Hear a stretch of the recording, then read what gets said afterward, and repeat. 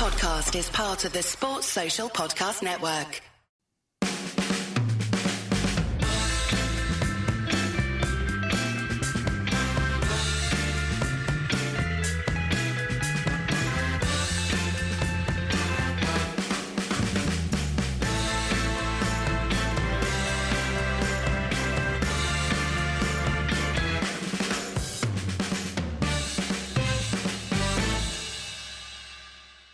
All right, Wayne, how's it going?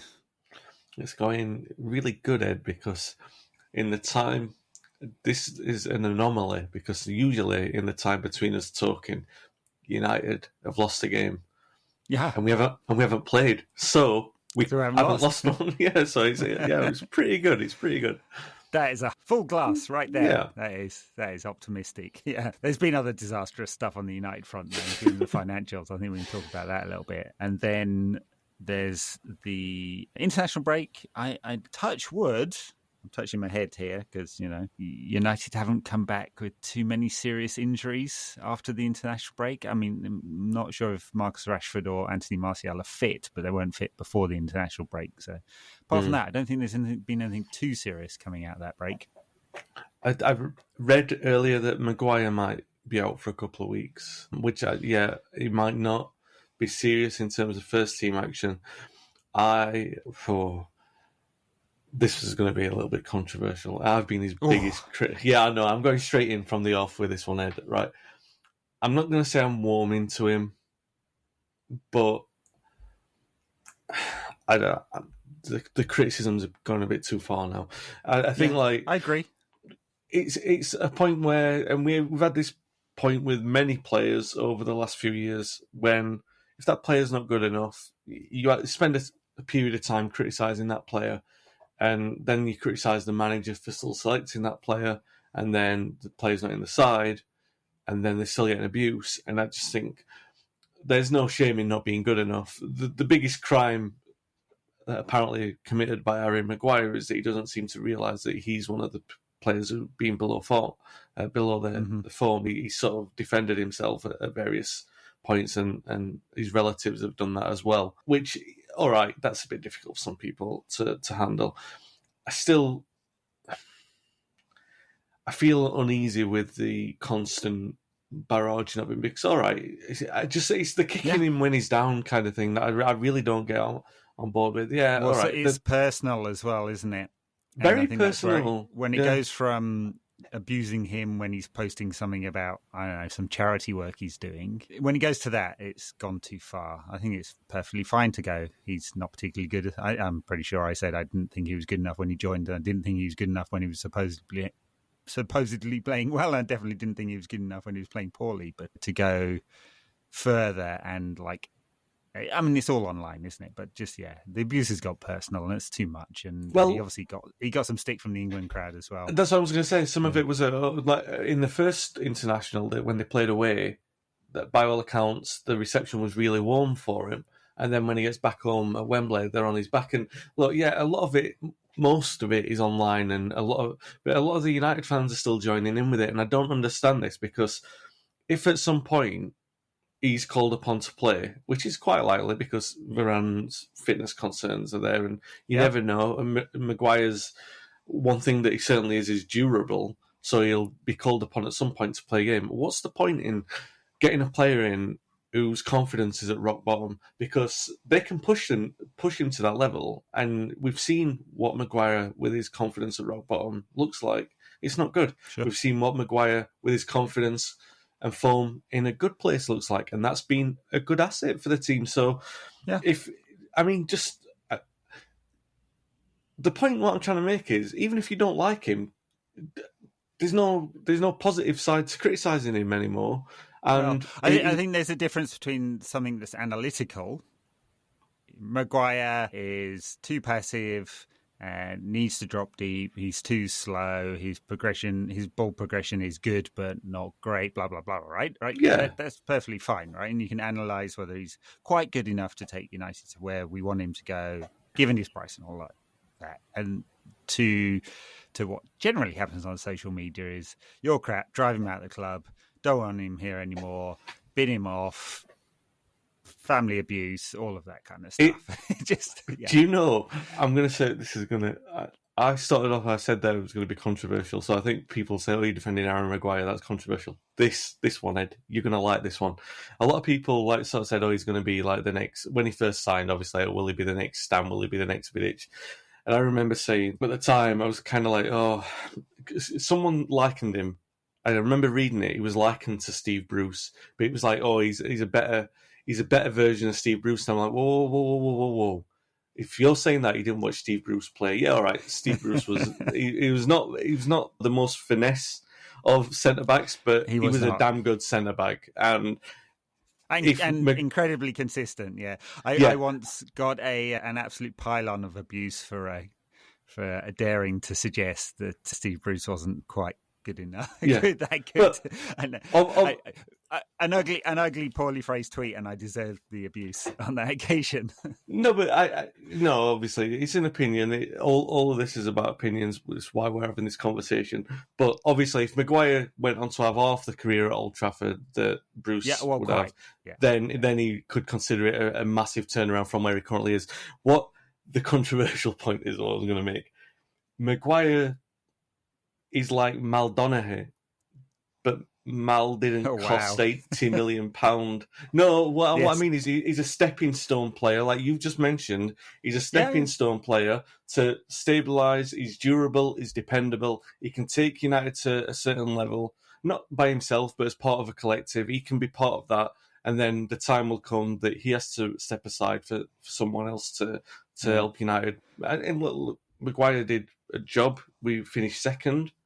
We finished in the top four. He moved us forward in that regard, and that's like Mal. You know, there's no shame in being that. But Mal didn't cost £80 million. He came from Luton for how much? Was he a freebie or was there some money? I think it was a low fee. Yeah. But he wasn't a bad player. He wasn't a bad player, Mal. So and he did his job, and then it was time to move on. A bit I'm saying that he didn't come with that price tag and the expectation. So Maguire's not at fault for that massive fee at all. Absolutely not.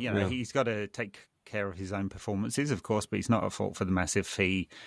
That's United's stupidity in the market, and the club has demonstrated that again and again and again and again. And we've had that conversation many, many times about just how poor United have been in the market and how much they keep paying. And they finally restructured the club in order to be smarter, and then they were off spending an absolute fortune on a nearly 31-year-old and 100 million on a kind of unproven Brazilian. So are we smart in the market? Time will see on that one, whether those two players really provide value or not, because that's the context, right? If United get back into the Champions League and Casemiro and Antony play a role in making that happen, then the fees don't matter as much. If United are moving forward and doing well and progressing and being a better team, then that's all good. And if they don't, then they'll get criticism just as Harry Maguire has done.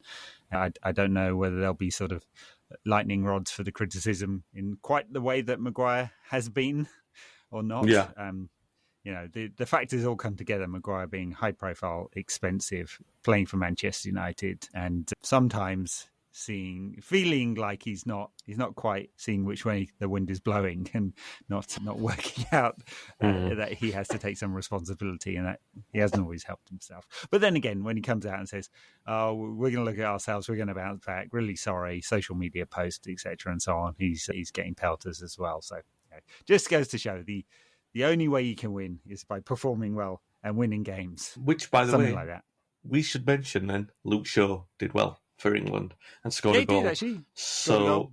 Played all right. Yep. So, the risk of sounding like a mega hypocrite. Maguire needed to take a couple of weeks off and reassess. Luke Shaw clearly needed a game to prove that he's got a role. Tyrone Malacia, who's rightly moved ahead of Shaw in the pecking order, played in a back three for Holland. Van Gaal doing some absolute Van Gaal ball there. Can you imagine? He's about 4'2", isn't he? I know. Malacia. Has he got a good spring on him? I'm not sure. Yeah, well, you can imagine the criticism Martinez got. Imagine if you had Malacia moonlighting in that position. Oh, God. I would like to live to see the day Martinez and Malacia playing in a back two together. That would be pretty cool. Yeah. Well, just for the criticism to see Carragher's head explode, not literally, Wow. figuratively. But no, But- no, also literally would be, no. It makes a terrible mess. And who'd have to clean that up? Yeah, well, yeah, exactly. Gary Neville, probably. That's what he does with his punditry. Oh, that's a nice one. Oh. Yeah. Do you know what? I didn't see the Holland game, so I don't know how Molassie did. I'm going to presume he put in a 10 out of 10. No one's come back and criticised it so far. But he's obviously Apparently did very well, yeah. I mean, I saw some of the goals. They scored an absolute total football goal. Yeah, I saw that which, one. Yeah, that went around social media. Beautiful. Didn't do that very often. And maybe in those 3 games when United did well over that sort of Christmas period, that one time under Van Gaal, but there wasn't much of that otherwise. They didn't. That I can remember. They'd never played. Do you know, now you've said that, I was looking this up fairly recently, Ed. I was looking this up to try and calculate I was actually looking at Paul Scholes' goal against Panathinaikos. So what was the record number of passes for United? Right. And I think the top 2 were under Van Gaal. It's one that Mata scored at Southampton, and then there was another one. I can't. The player on the game escapes me, but I think the top 2 were both Van Gaal, and I can remember that one Mata goal. And yeah, I don't think it was total football in the way that Johan Cruyff envisaged that total football should be. The thing with Van Gaal is that he didn't actually like his team to score goals because that means a loss of possession. Yeah, exactly. You have to give the ball back to the other side, don't you? Yeah, which probably makes the Sheffield United game when we scored the goal in the last minute with Rooney the penalty, which is, I don't know, maybe the worst FA Cup tie that most people can remember in living memory, even worse than some of the defeats that we've had. Probably makes that his perfect performance because we probably had 99% of the ball in that game. And we can say again, that was not total didn't football. endanger the goal too much, yeah. No. Well, I can't remember anything else coming out of the international break that's worth a note, really. England were sort of all right, not really. They're not going into the World Cup with any kind of form at all, and it doesn't look like Rashford and Sancho are going to go, even though they've been on form, but Shaw and Maguire will do, even though they haven't. Go figure, it's Gareth Southgate. They'll go out to the first team that can control a football match, I imagine. And they're relegated to Group B, Division B or whatever of the Europa Conference, Nations League, something.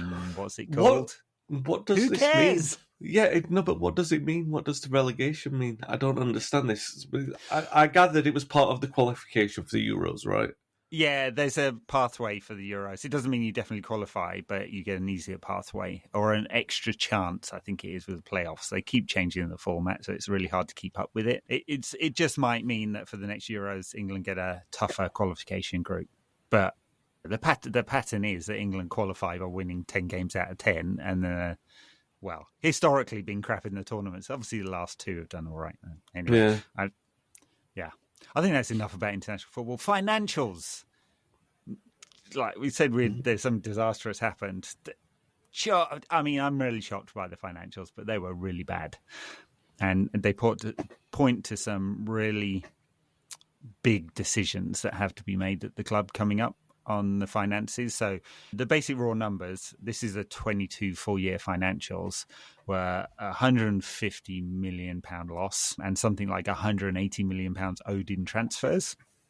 And over 500 million in debt. That's actually not right, because if you look at the FX moves since the mini budget was well received by the markets, the FX move means there's about another 80 million stuck on that, because United's debt's denominated in dollars and obviously income is received in pounds. Not quite sure of United's hedging position on any of that, so maybe some cash is held in dollars to balance some of that out, but it's not good, basically. And then a revolving credit line was used to fund transfers this window, basically. They whipped out the credit card, probably not with a very good interest rate, and spent some money. It's a gamble, and it's not that far off. I mean, we all laughed at Barcelona, spending future revenues, but it's not that different at United.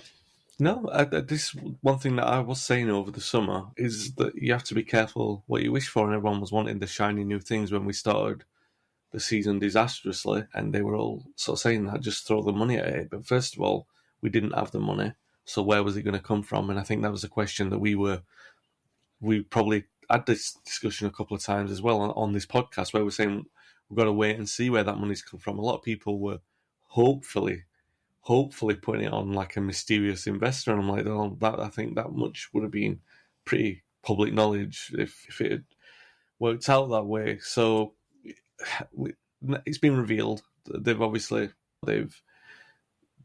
borrowed it. It's against future transfer windows, so it's obviously going to have an impact on things moving forward. The need was probably urgent. For the players, it was urgent. It comes back to what you said earlier. Have we overspent for Casemiro? Have we overspent on Antony? Possibly. They're all tied together.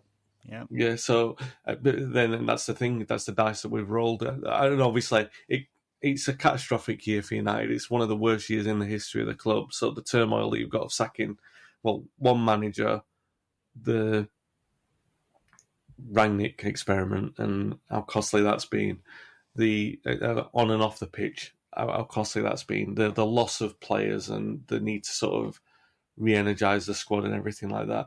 Obviously, it was going to come at a massive cost, a massive expense. So the details would have been surprising or might have been eye-opening. And then you, certainly more than me, you've got a closer sort of knowledge of what all these numbers mean and everything like that. So if you're saying that you're surprised by some of the finer details, I think we're still both on the same page, knowing that it wasn't going to make pleasant reading, that United had massively speculated, and that was the risk that they were going to take, and we could have. It doesn't need hindsight to say, oh, that's going to be a gamble, and they could be in a similar position to Barcelona if these kind of things work out, because it was obvious. That much was obvious 8 weeks ago, that United weren't in a position where they could lavishly spend the amount of money which was necessary in order to get the team competing. One thing, I mean, you can't change those numbers. We can't as fans. We just look at it and say, oh, they don't make great reading. Just to be optimistic about it, what we have seen is in football, there's a team and a manager, right? That's effectively what we're interested in as fans. And a good manager can make a world of difference. It can not in terms of like initially changing the numbers, but a long-term structure, a long-term sort of balance and sensibility in there can make a massive difference. Yeah, exactly. So, and what I'm trying to say is, for the first couple of weeks, we're all a little bit concerned with Ten Hag, but I think you can forgive him a couple of early weeks because he's finding his way into the job. He's learning about the Premier League on the job.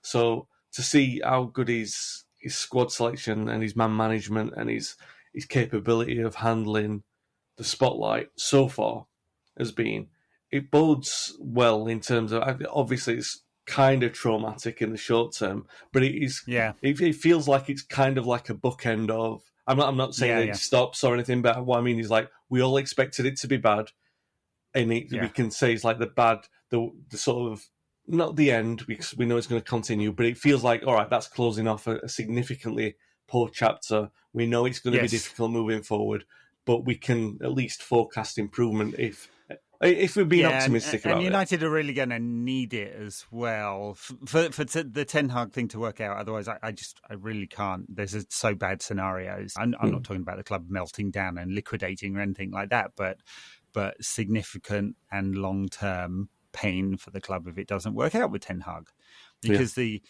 although the revenue and cost side of things almost balances out if United are in the Europa League versus the Champions League, the potential for growth just isn't there if United are in the Europa League. Sponsorship, commercial, TV revenues, there's a cap on all of that, and we will see, probably this year, we'll see City have already surpassed us financially. We'll probably see Liverpool go past United, and Spurs and Arsenal are a little way behind, but growing in a way that United are not. So we could see United slip down to third this season. Well, Chelsea too, third or fourth financially in the Premier League this season, and maybe even further behind. And that's not even taking into account the big clubs in Europe. So for many years, United were number one financially in the world, rolling back quite substantially now. And so we need Ten Hag to work out in order for the club to be able to move forward. But they're all tied together. The reason why United's financials are so desperate is, one, the impact of COVID, but two, poor financial management at the club.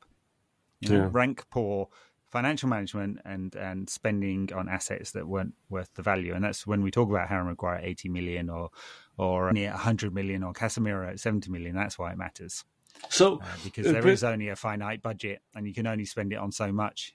For sure. And United's commercials haven't grown in years. I don't know what the numbers are, how much exactly is owed on the Casemiro and Antony, but let's say 150 million, right? Yeah. Obviously, spread out over a few years. But... Yeah, of course. Now, the alternative to that, as we all know, was Rabiot and Arnautovic.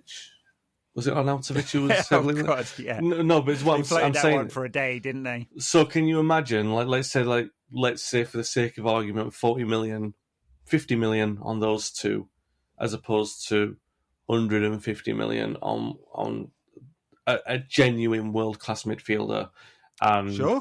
a very promising star in Antony with potential for resale value and everything like that. It's like, but that's why when I said it's almost like the Barcelona gamble.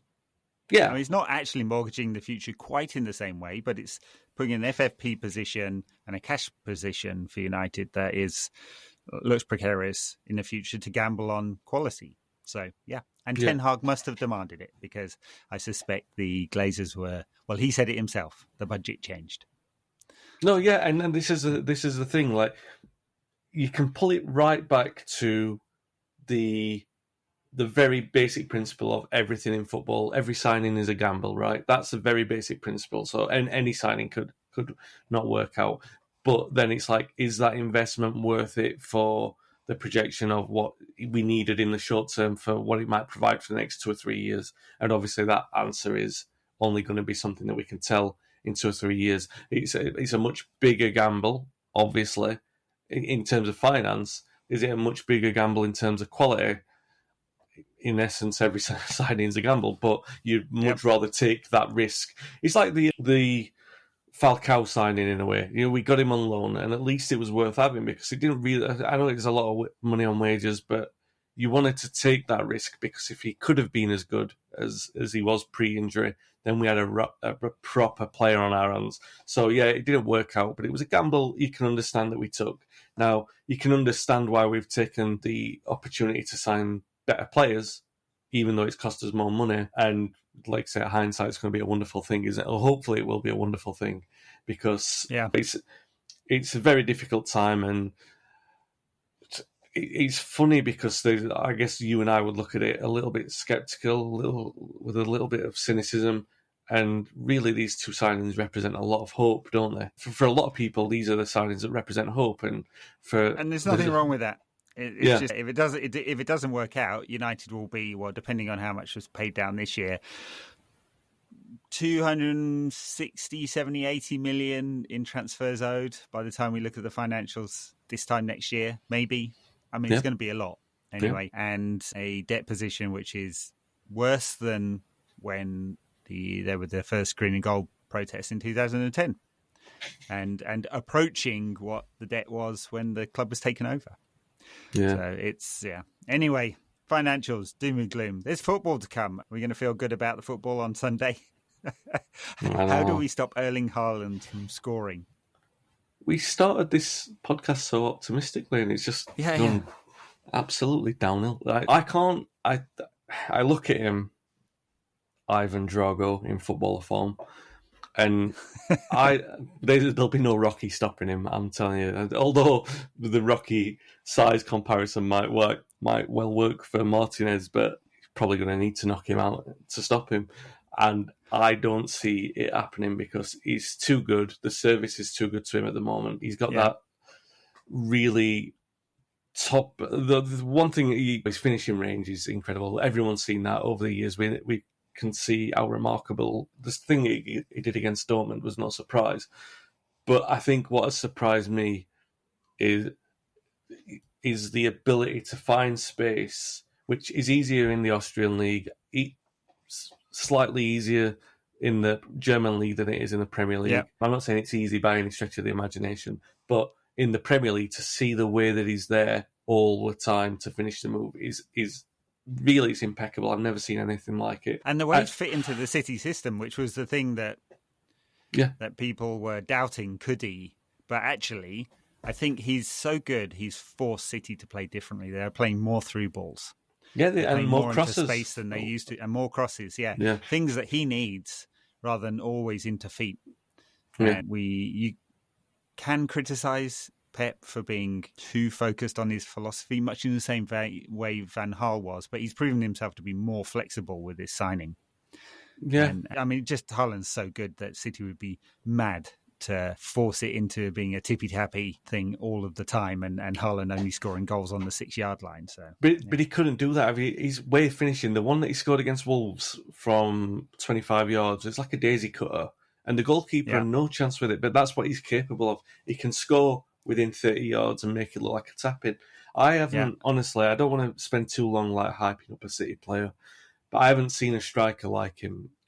There's the original Ronaldo, who I absolutely loved, but he's like, he's like Ibrahimovic times 2. He's that, you know what I mean? I don't know if that's a really good description of him, but he's like the goal return that you didn't always see from Ibrahimovic, the sort of predatory instinct, because Zlatan likes to play on the periphery, he likes to join in and be a little bit flamboyant. There's a little bit more of a killer inside Haaland. And honestly, I think already, I think he's obviously going to break records this season. I don't know what and how many, but there's going to be multiple records broken by him. And I reckon, just on this observation of the last sort of two years, but certainly how he's fit into this City side, I think he'll go down as the best striker the Premier League's ever had. I'm quite confident making that, as long as he stays there for say 5 or 6 years, because we just need Roy Keane's son to get himself in the first team and do Alfie Junior. Well, Haaland Junior. I'm not suggesting that. By the way, it's a joke, folks. Sort of. Almost. And it didn't happen that way, as much as Alf Ingo Haaland likes to think. It was the other knee. And I was watching something from. I think United actually posted the clip. It was David Beckham scoring the free kick at Main Road, and it was Haaland who brought him down. It was quite a ruthless foul, actually. It was quite nasty, and I think Haaland had it coming for him from Keane for 2 reasons: that one, and also the thing that happened at Ellen Road. But he's brilliant, and City are playing great football as well. I know that they've dropped points, and this is a test for Ten Hag. Obviously, first of all, does he have the players? We don't know, but Ollie got results against them. Obviously not with Haaland in the team, but he got good results against them. We playing look a little bit better. But we know Ten Hag's flexible. So. Yeah, exactly. Do you know, he played a progressive way against Liverpool. It wasn't like we were back to the wall. We were very much deserving of that 2-goal lead. The reputation that we've somehow picked up of playing counter-attacking football against Arsenal is a bit misleading, considering the fact that 2 of the goals were played in with fantastic football. So we just don't know. I think this is the thing early on. So we're only a couple of months into his reign.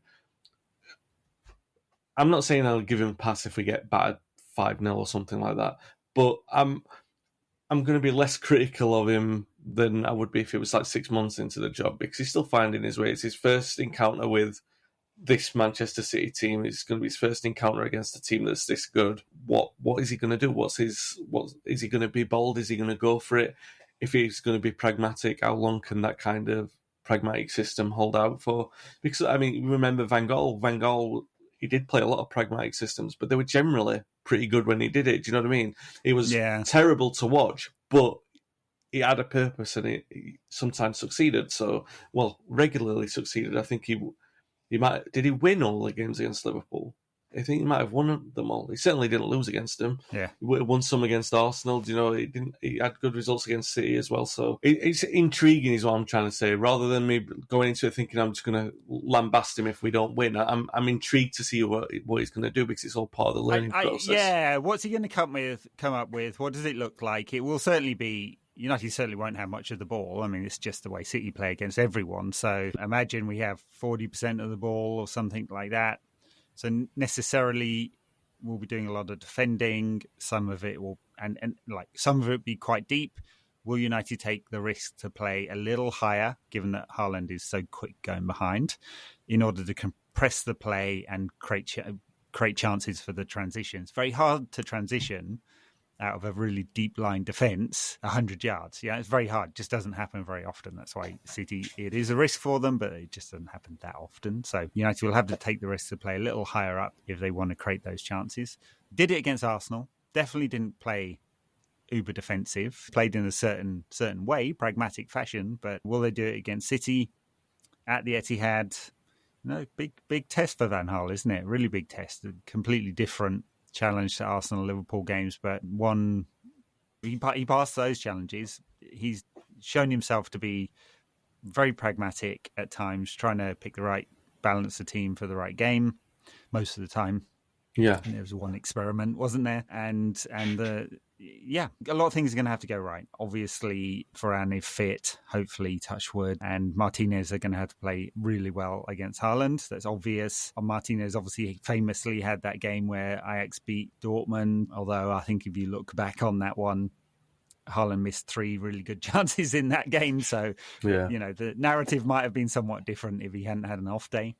Yeah. He hasn't had many off days this season, and even when not playing well, he comes up with something ridiculous, like the goal in the Champions League. How do you account for some guy being able to kung fu kick a ball in from like 8 feet in the air? I mean, you just can't. Or hitting it really early from 25 yards against Wolves, or being in the right place at the right time for Jack Grealish to create a goal as he did in the game before that.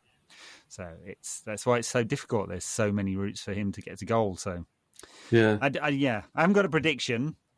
I think I have a sense of how the game will play, and I think it's just those questions about how many risks United are willing to take in order to cause City enough problems that it's not solely a training exercise of attack against defence. Yeah, it's a really big game for Dalot and Malacia. Less so Malacia, but a big one, because obviously Dalot's coming in on a real high. This is where he scored twice for Portugal, didn't he? Yeah, he's got it. This is the best moment that he's had at United, the best spell of his career. So now what he needs to do is not get carried away. He's a player who does get carried away. So if he can remain disciplined, and to be fair, I've seen that from him against Arsenal, against Liverpool in particular. There was all the high-fiving and stuff in defence, and they were really sort of buzzing as a unit, and you want to see that. And obviously, I know it's a dead end of a point to make to say that you want the defence to play well, but it's really important considering the scarcity of options. We've obviously got options there, but scarcity of quality in the back of that. That defence has started so well, you don't want to see him have a massive confidence knock, because you've seen what happens to a couple of these players when they get it. Varane suddenly starts getting a lot of niggles that keep him out, and Dalot can be up and down, and it's such a crucial game for them in terms of, imagine what the boost would be keeping a clean sheet against Ireland. Imagine what a boost it would be for those. It's massive. So I'd take as much high-fiving and fist-bumping and whooping and whatever.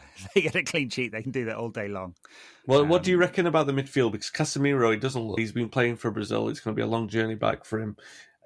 I wouldn't presume that he's going to play. So no, I wouldn't presume it. But I mean, if he doesn't play in this one and didn't play in the Arsenal game and only played in one of the Europa games and so on, then he needs to start at some point, doesn't it? I mean, could we see midfield 3, given that Rashford and Martial might be out? Would we see Casemiro, McTominay, and Eriksen ahead of it?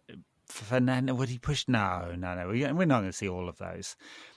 I know he definitely wants Eriksen in the middle there to get some semblance of control, because Fred, Casemiro, and McTominay don't necessarily give you that. Casemiro's economical with the ball, so I think he's more sensible with the ball than Fred and McTominay for sure. So it's a good question. Will Casemiro start? It feels like the kind of game, the kind of atmosphere that you want, that kind of experience. That's why he pays the big bucks for him.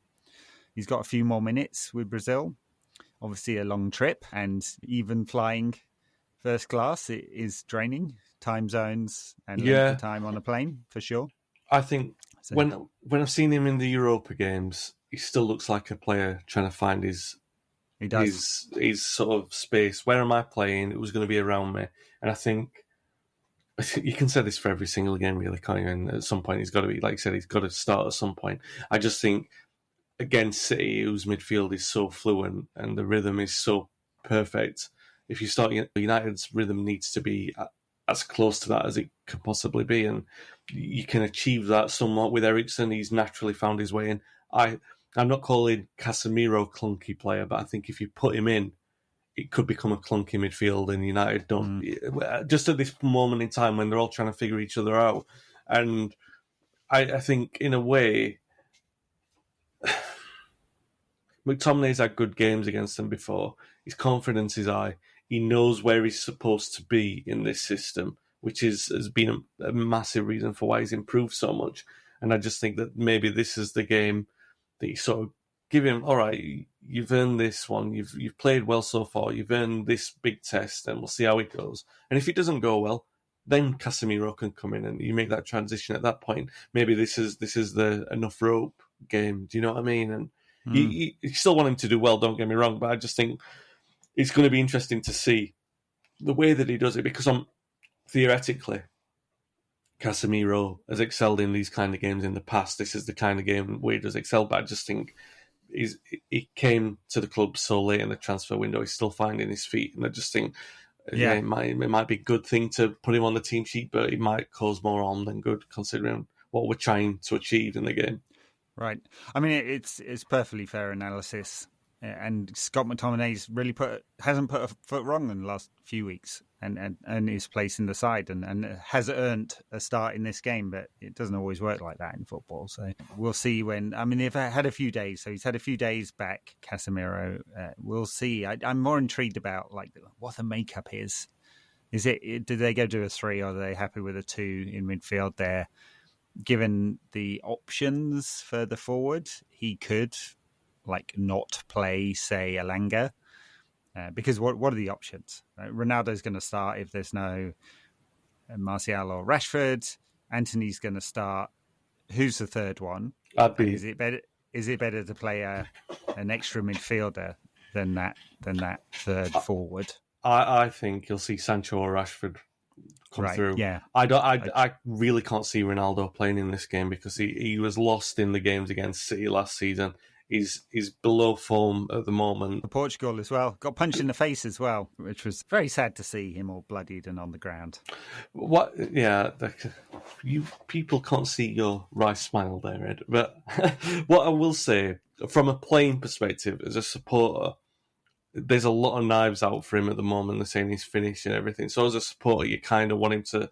He's come back from stuff in the past. He's shown a lot of resilience. Oh, for sure, yeah. So... Yeah.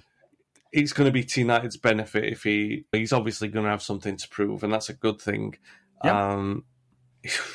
I just don't think it's wise to start him against City for the same reason as putting Casemiro in the midfield to a lesser extent. I mean, if you had 2 more extra months of preparation, then I'd say, yeah, sure, play Casemiro. He's got a groove. He's fine to be in there. But Ronaldo's a different kettle of fish. United are going to need speed and economy, and they're going to need both of those things. United can't always guarantee economy, but they need speed more than they need the economy, really, if they want to stand a chance, because they can create multiple chances with speed. Without speed and just economy, they might only create 1 or 2.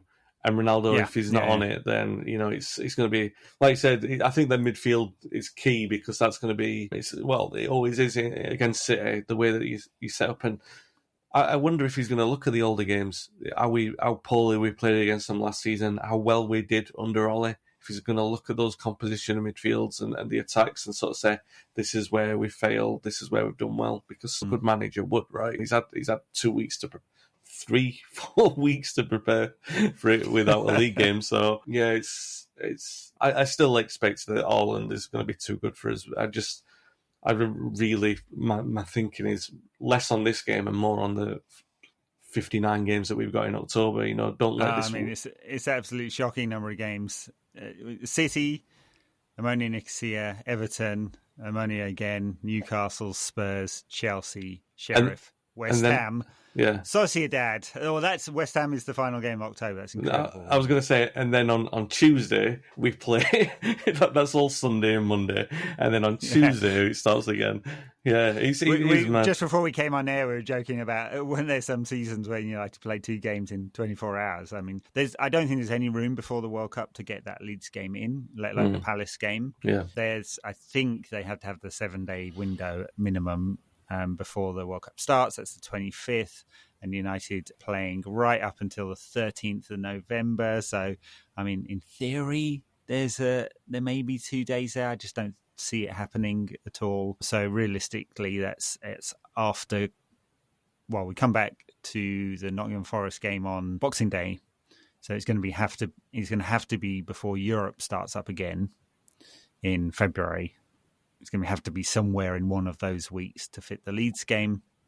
Might even end up playing Leeds twice in a week. Yeah, it's the same. It's really tough. A huge amount of games before the World Cup. Then there's the World Cup, where a whole bunch of the players disappear, and then they're going to come back straight back into it. No breaks.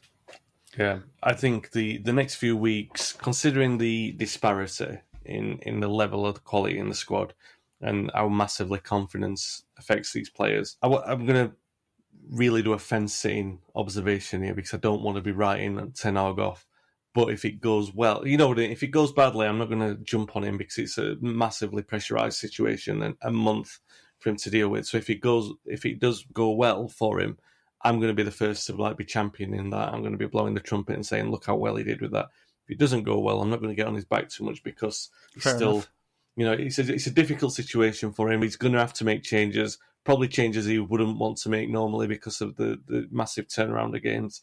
And obviously, as we've seen in the Europa League, it's probably likely to have some kind of negative effect on some of the performances. Now, this is where the players, those bit part players, this is probably a massive 4 weeks in the career of Harry Maguire, Luke Shaw, all these players who, the jury's out on them. They've now really got to be able to step up because if they don't step up and those performances drop, obviously the fingers are going to be pointed at the players more than they are at the manager. And I don't know if there's going to be any coming back for that. And I said right at the top of this, we're praising Luke Shaw, telling people to get off Harry Maguire's back. So kind of like the door's open. Like nobody sane wants them to do badly in a United shirt. We all want them to do well. But it's a massive period for them because they are going to get the chances. This isn't about form. If it was Ten Hag's way, you kind of know the team that he'd want to settle with. And if he had 1 game a week, that team would play all the time. It's not going to happen like that. Those players are going to get the chances that some people might say that they don't deserve, but they're going to have those chances. So they have to, yeah. You know what I mean? They've got to step up. And if they don't, then it's an experimental season, isn't it, for United? Not that they can afford to, like we were saying earlier on. There's a lot riding on it, and the gamble is there. But I don't know. It's an interesting one. If you're a supporter for the long term, which I presume every listener of this podcast is, then you'd be looking at it with more of a sort of cautious but optimistic eye and saying, all right, we're giving these players a chance. Not really massively hopeful, but, Luke Shaw in the past, for example, has done really well. Look, he's done well. Look, they've both done well. They're going to be needed against Aston Villa reserves in the EFL Cup towards the end of the month. Sorry, I'm being cruel. United play Aston Villa twice in 3 days, once in the EFL Cup and once in the league. And let's see if Steven Gerrard is still around for either of those games. Look, it's going to be a tough game on Sunday, but just got to try and enjoy it for what it is. Maybe United will surprise us and keep Erling Haaland out. Let's just hope it's not. Erling Haaland hat-trick in the first 20 minutes. I'm just going to want to cry into my Sunday morning beer if that happens. If we're wrapping up, Ed, I'm going to end it on a positive note. United's best results in the derby in the post-Ferguson years have been when expectations have been at the lowest. Remember, very true. Going there when they were expecting to win the title and they were 2-0 up and they were all celebrating it at half time, and then the most unlikely of comebacks inspired by the 2 most unlikely of players in Pogba and Sanchez. So maybe Ronaldo will come off the bench and score a hat-trick or something like that. We'll see. Yeah. But, that would be magical. All right, folks. I guess that's it for this week. Thank you, Wayne. We'll be back at the weekend to review City 0, United 2. Something like that. Yeah, sounds good. All right. Have a good one, everyone.